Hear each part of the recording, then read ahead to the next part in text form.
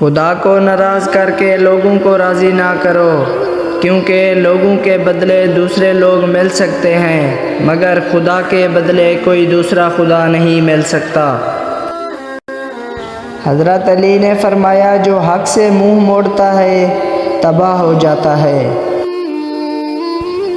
کوئی کمزور شخص تمہاری بےزتی کرے تو اسے بخش دو، کہ بہادروں کا کام معاف کر دینا ہے، اور معاف کرنے والا اللہ کو بہت پسند ہے۔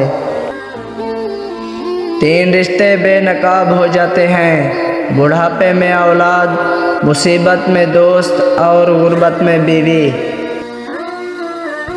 ہمیشہ اپنی چھوٹی چھوٹی غلطیوں سے بچنے کی کوشش کرو، کیونکہ انسان پہاڑوں سے نہیں پتھروں سے ٹھوکر کھاتا ہے۔ دنیا کا امیر شخص وہ ہے جس کے دوست مخلص ہوں۔ اپنے اندر پرندے کی طرح عاجزی پیدا کرو، جو آسمان کی بلندیوں کو چھو کر بھی اپنی گردن جھکا کر رکھتا ہے۔ غیبت کرنا کمزور آدمی کی آخری کوشش ہوتی ہے۔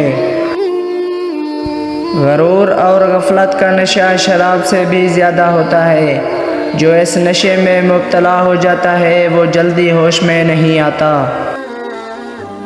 اپنے عیبوں پر نظر رکھ اور اپنے بھائی کے عیب چھپا تاکہ تو بے پردہ نہ ہو جائے۔ نصیحت دوسروں کے حال پر غور کرنے سے حاصل ہوتی ہے۔ جو ظلم کے ذریعے عزت چاہتا ہے اللہ اسے انصاف کے ذریعے ذلیل کرتا ہے۔ جو آدمی صبر اختیار کرتا ہے وہ کامیابی پاتا ہے، جو جلد بازی کرتا ہے وہ ٹھوکر کھاتا ہے۔ جو آدمی اپنی قدر آپ نہیں جانتا تو کوئی دوسرا آدمی بھی اس کی قدر نہیں پہچانتا۔